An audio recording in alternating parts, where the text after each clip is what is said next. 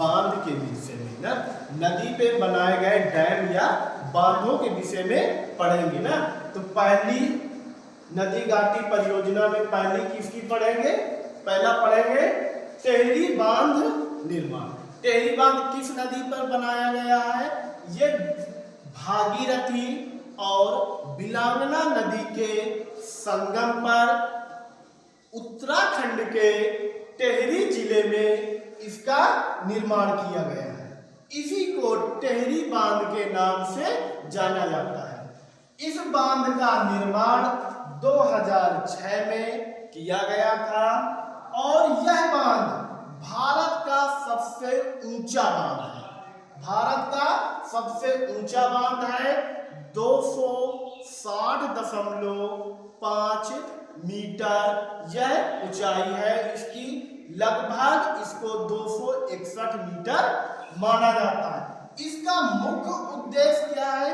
इस बांध को बनाने का मुख्य उद्देश्य था जल विद्युत का विकास करना और सिंचाई की सुविधा को उपलब्ध कराना। इसी को टेहरी बांध कहा जाता है ना। ये बांध कहाँ पे? उत्तराखंड में टेहरी जिले पे बिलांगना नदी और भागीरथी की नदी के संगम पर बनाया गया बांध है। दूसरा हम देखते हैं दामोदर घाटी परियोजना। दामोदर घाटी परियोजना, यह परियोजना स्वतंत्र भारत की सबसे पहली परियोजना है जो क्या कहते हैं बहुउद्देशीय परियोजना में संबंधित है। जो भारत की स्वतंत्र भारत की बहुउद्देशीय परियोजना है। यह परियोजना किससे ली गई जो मानी जाती है? 1933 में यूएसए के टोम्स नदी घाटी परियोजना से इसकी तुलना की जाती है। इसका निर्माण, दामोदर घाटी परियोजना का निर्माण 1948 ईस्वी में किया गया है।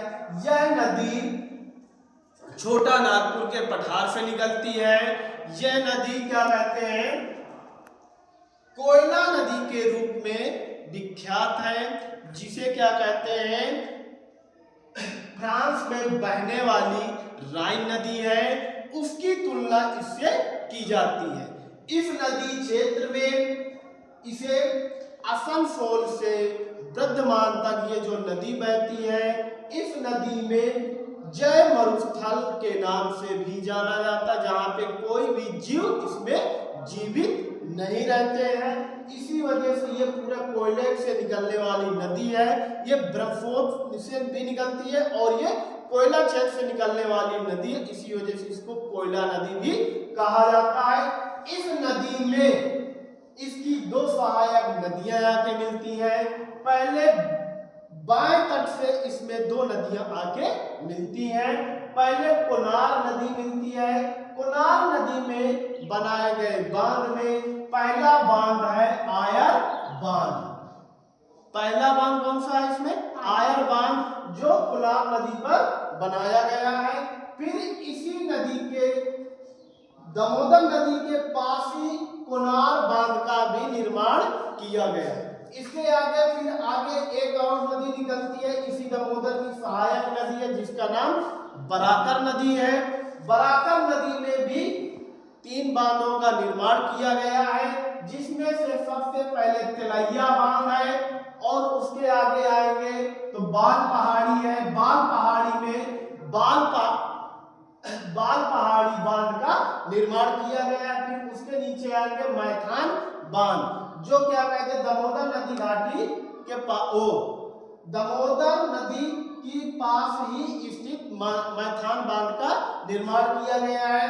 और दामोदर नदी पे एक बांध बना हुआ है जिसे पंचेत बांध कहते हैं। इस नदी में कुल मिला के छोटे बड़े बांधों की बात करें तो 8 छोटे बड़े बांध का निर्माण किया गया है। फिर इसके आगे ये नदी दामोदर नदी जाके हुगली नदी में मिल जाती है। हुगली नदी बंगाल की खाड़ी में जाके गिरती है, जो एस्चुरी का निर्माण करती है। तो ये हुगली की भी क्या सहायक नदी है। ठीक, हुगली नदी का निर्माण कहाँ पे किया गया? गंगा नदी में, जहां पे फर्रुखा बांध का निर्माण किया गया था। किसके लिए? कोलकाता बंदरगाह के जल स्तर को बढ़ाने के लिए हुगली नदी का निर्माण किया गया था, और इसी में ये दामोदर नदी आज जाके मिलती है। ठीक, इसको क्या कहते हैं? इसको क्या कहते हैं? जय मरुस्थल के नाम से भी इस नदी को जाना जाता है। ठीक, तो ये भारत की, स्वतंत्र भारत की बहुउद्देशीय परियोजना की पहली नदी है, पहली परियोजना है जिसका निर्माण 1948 में किया गया था। ठीक, तो ये दो बांधों का विशेष करके पूछा जाता है। इसी में से जैसे कि एक बांध का पढ़ाया था, क्या एक नहर निकाली गई थी, कौन सी नहर? इंदिरा गांधी नहर ना। इंदिरा गांधी नहर भी क्या कहते हैं? दिल्ली से सतलज नदी के आगे से निकाली हुई नदी नहर थी, जो क्या कहते हैं? राजस्थान के जैसलमेर तक निकाली गई है। ये पूरे राजस्थान में पक्की नहर है, या यूं कहा जाए राजस्थान की इंदिरा गांधी को क्या कहते हैं? जीवनी कहा जाता है, राजस्थान की मेरुदंड, या यूं कहा जाए राजस्थान की गंगा के नाम से भी उसको जाना जाता है। और उसी नहर से, इंदिरा गांधी नहर से ही क्या कहते हैं? ये भारत की सबसे लंबी पक्की नहर है, जो पूर्ण रूप से राजस्थान के लिए ही बनाई गई थी, जल स्तर को बढ़ाने के लिए।